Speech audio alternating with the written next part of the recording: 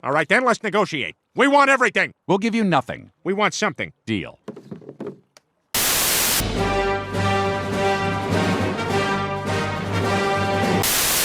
Reader's Digest tells us that with $1 billion, you could purchase multiple White Houses, many private islands, or even the Miami Marlins or Tampa Bay Rays. It's a metric boatload of money, and it's also the amount of guaranteed money that baseball super agent Scott Boras has gotten his clients so far this offseason. You've heard the name many times, you've probably seen the face at least once, but really, who is this guy? Scott Boras is one of the highest profile agents in the history of professional sports. He's had tons and tons of clients over the years, so many so in fact that I was originally going to parody the We Didn't Start the Fire song with a long list of all of his clients. Let's first talk about this offseason. Everyone's known the top free agents of the 2019 class for a while now, but what I bet most didn't know is that each of the three superstars is represented by the same agent. That's right, one person representing the three biggest superstars on the free agent market. That same one person negotiated three gargantuan contracts in the span of a few days for his top three clients that guaranteed close to $1 billion in salary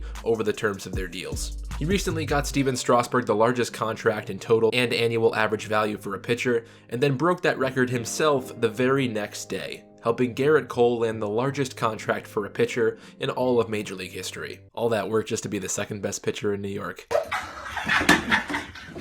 Boras made a hefty profit for himself from those three, as you can imagine. He netted $16.2 million after Cole signed his $324 million deal, $12.25 million from Strasburg's $245 million deal, and the same amount from Rendon's $245 million deal. That's $40.7 million netted by Boras from three clients, and that's unbelievable. Fortunately for him, his work wasn't done there. He landed Mike Moustakas' new contract with Cincinnati, and is also working on contracts right now for NL Cy Young candidate Hyun-Jin Ryu, former Cy Young winner Dallas Keuchel, and Cubs slugger Nicholas Castellanos. By the time the 2020 regular season starts, his clients will have a guaranteed cumulative total of well beyond the previously mentioned $1 billion.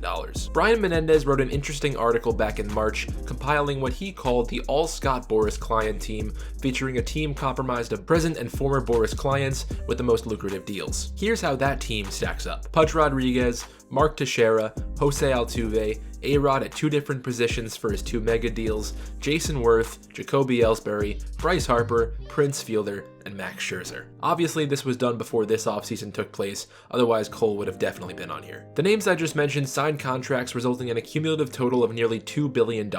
You're starting to see the logistics behind his nearly $500 million net worth. And if you think Boras is going anywhere anytime soon, then I'd say, oh hell no! Here's just some of the players that Boras is representing for the future. Chris Bryant, Cody Bellinger, Matt Chapman, Juan Soto, and Fernando Tatis Jr. I can guarantee you now that those players are going to make their agent a lot richer. We've talked about what Scott Boras has accomplished, now let's talk about how he became what Forbes refers to him as the most powerful sports agent in the world. While Boras was a pretty good baseball player growing up, it's not really that important in analyzing his journey. He did play in the minor leagues for the Cardinals and Cubs, which I actually didn't know before making this video, and I found that to be kind of interesting. He went to work as a pharmaceutical defense attorney after finishing law school. He made the decision to leave his job in the 80s after deciding he wanted to represent professional baseball players. This decision came on the heels of negotiating one of the biggest baseball contracts in 1985 for former minor league teammate Bill Cowdle. When he was first building himself up as an agent in baseball, he made some ground by representing the top three picks in the 1988 draft. The following year,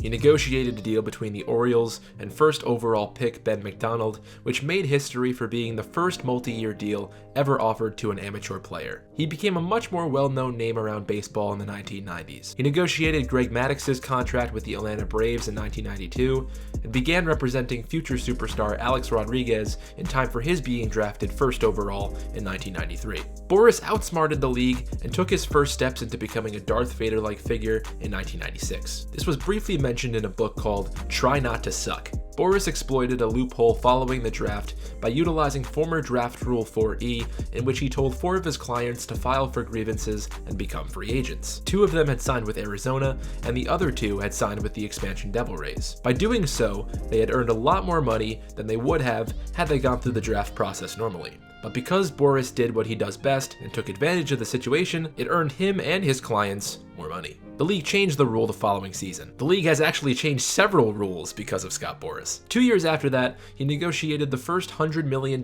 deal in the league's history between Kevin Brown and the Los Angeles Dodgers. This signing had many GMs and executives around the league quite upset and didn't help Boras' image around baseball. While people were worried the world would end at the turn of the century, the only people whose world did end was the other agents in baseball, as Scott Boras wasn't slowing down. He instead negotiated A-Rod's first mammoth contract in 2000, which was the highest in all of professional sports, period, at the time. He was completely dominating the industry. A-Rod's contract was a huge deal at the time, not just in the context of baseball, but in the context of both professional sports in general and, honestly, the world. The world had never seen anything like it at that point. His contract was worth more than 18 MLB franchises, 25 NBA franchises, and 27 NHL franchises, and his per-year salary exceeded the payrolls of 3 major league teams. A funny aside about that deal, it actually came out pretty recently that A-Rod regrets not signing with the Mets instead of the Rangers, and for obvious reasons, I was pretty shocked at that. Besides the money being a factor,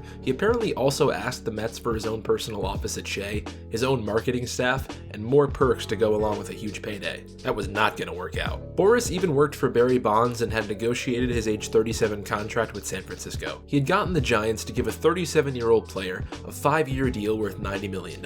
Unless you're a Mets fan, you probably haven't heard of many deals, if any, like it in today's day and age. Boras isn't just big when it comes to getting his clients signed to contracts. He's had a large part to play in a trade with at least one of his major clients. He had a large hand in making the trade between the Rangers and the Yankees happen in 2004 that ended up sending Alex Rodriguez to the Bronx. The list of high-profile clients he represented during the following years is as impressive as I've claimed it to be this entire video, and it includes guys such as Adrian Beltre, JD Drew, Jared Weaver, Carlos Beltran, Johnny Damon, Manny Ramirez, Matt Holliday, Bryce Harper, Carlos Gonzalez, Ryan started the fire! Josh Bell, Manny Machado, and the list goes on. Jay-Z also called out Scott Boras in an album in 2013 too, so that was fun. In that same year, he negotiated another historic contract for a player you may not have thought of, Shin-Soo Choo. Choo became the first player to ever earn a 9-figure contract while never making an All-Star appearance. Add another contract to the long list of record-setting ones that Scott Boras was involved in. Now, how does he do it? What makes him the most cutthroat agent in all of baseball, if not all of sports? Scott Boras is relentless when it comes to negotiating. He always wants to be the one to control the room, and that kind of style has brought about an interesting dynamic between him and other executives around the league. Boras has had plenty of squabbles regarding his players over the past, one being in 2012, when Diamondbacks owner Kevin Kendrick accused him of putting his own interests ahead of the team's. When client Stephen Drew had broken his ankle, Boras had advised Drew to take it easy. Kendrick believed that Boras was purposely elongating Drew's time on the disabled list because it was a contract year, and he wanted to make sure Drew was healthy when the offseason came around. He's also shown on many occasions that he'll do whatever is necessary to get the best deal possible. It definitely played a large part in Keuchel's delayed signing this season. He's advised first-round picks who failed to sign contracts with their teams to forget about re-entering the draft and instead playing in Japan. He's told players to take off a year on their contracts so their average annual salary is higher. He's quite literally done it all. Boras has a big mouth, and it can be heard all across Major League Baseball. And from the few times I've heard him speak personally, it seems like something he'd be proud of. To get an idea of what negotiating with Scott Boras is like from the perspective of a baseball executive, I'm gonna play a clip from David Sampson's podcast. Sampson was the president of the Marlins before Jeter came along. As someone who has negotiated with Boras before, Sampson had this to say. So to start with, we come up with, when we're drafting players, we take a look at who the player agents are. And if a player has Scott Boras as an agent coming out of high school or college, we will do everything we can not to take that player because we don't want to be involved with Boras at all. Now, I tried doing some research into what clients think of him as an agent, and I didn't really find anything. I don't know if that's a good or bad thing, and I'm sure his clients appreciate that he usually gets them more money than they would have gotten with somebody else, but I thought it'd still be interesting to see if any of his clients had an opinion of the man behind the money. There was an article posted by MarketWatch about a week ago that stated that Boras was going to be making more than almost every MLB player in 2020, and that's a pretty crazy headline. Scott Boras has established an empire in the baseball world, and everybody who works in the industry knows his name. I tried to find a funny Scott Boras clip to end this video on, but since it seems like he hasn't told a single joke in his life, here's a clip of a fan at a Mets game yelling about him instead. I was just doing this shit all night.